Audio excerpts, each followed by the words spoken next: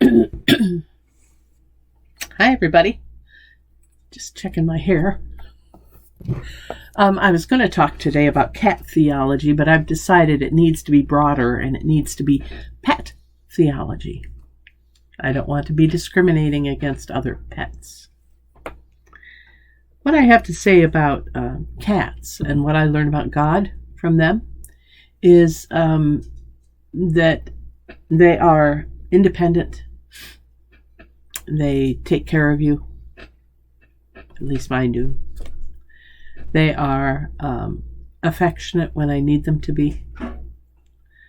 I know my cats may be unusual, but everybody's theology is individual too, right? And they are always a surprise. Did you see the lights flash there? I think that was my cat playing with the cord. They're always a surprise. So, as I think about cats, that makes me also think of dogs, because I have a dog too. Dog theology is a little easier. Of course, dog owners, dog lovers will say, we're closer to God because God is dog spelled backwards. So they claim that connection to the divine because of the spelling of that. Of course, it only applies in English. You go to French or something else. That's not how you spell God. It's just in English. But there you are. The thing about dogs is that they are, as my brother says, love personified. You walk in, they're happy to see you. They are constant companion. They love being with you. Cats, you walk in and, they can be indifferent, but most often I come home and Kitty is like, ooh, there you are. Glad to see you, Mom. So then there are birds. Are you a bird lover? Whether they're birds on the outside or birds on the inside who live inside your home. I've never gotten into being a bird owner. I'm starting to become a bird watcher, but not a bird owner. I have a friend, a male friend who's, in his 60s now probably. We've reconnected over Zoom during COVID. We were friends in our teens and 20s. And he has, I think they're parakeets, I don't know. But they come and they sit here and, they'll be cleaning out his beard while he's talking to us. It's really kind of interesting.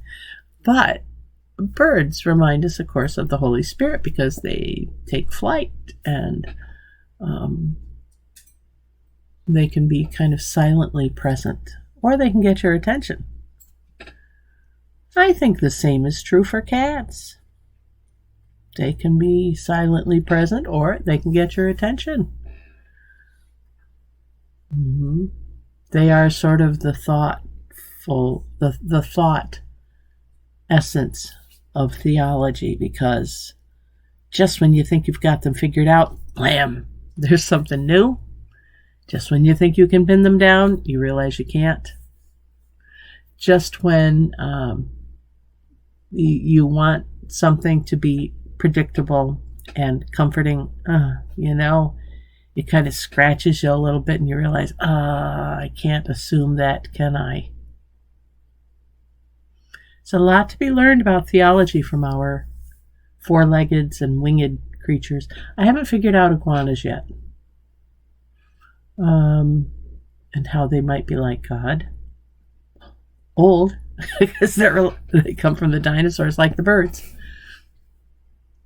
And I haven't quite figured out other pets. Ferrets, I have no fondness. I'm not a fan of ferrets. I'm not quite sure how they would relate to God or could demonstrate theology to me. See, cats, always present. Always kind of coming into the middle of whatever you're doing. And that's kind of God. God's kind of there all the time, reaching around behind whatever you're working on, jiggling it a little, get your attention, taking a bath on your computer. I know this is lighthearted, but I invite you to think about think about any pets you have or you have had or that you know or that you observe.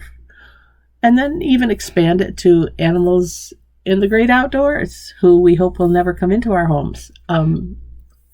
What lessons do we learn about God from them? What's the theology?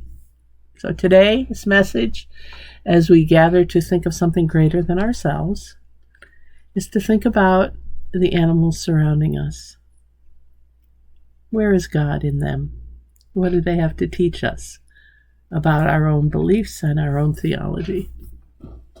Thanks for joining me today. I needed this little smile in the morning. I hope you have a great day. I'm Pastor Deb Swift with South Presbyterian Church in Rochester, New York. I look forward to seeing you next time. Until then, you know what I'm going to say. God bless, take care, and bye for now.